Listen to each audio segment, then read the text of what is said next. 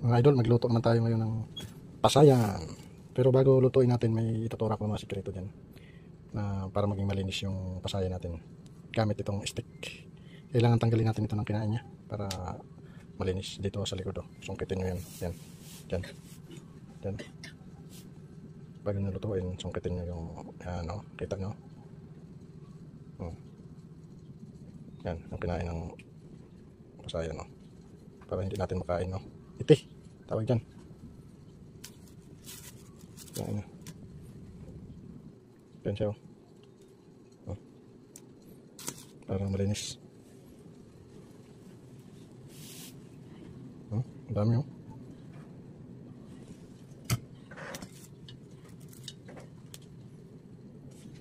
Tanggalin natin ang bigote niya.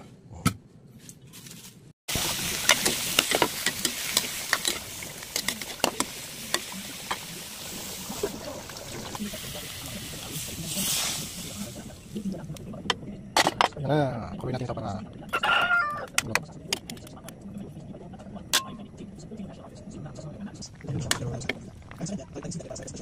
hindi natin ito.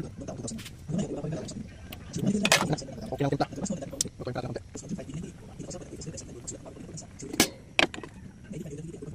Lagyan natin ng gulay, yung idol.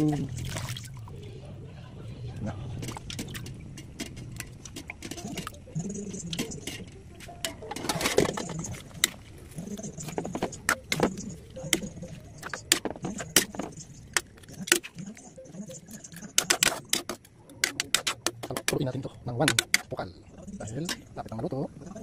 Kaya natin yan. Masok na.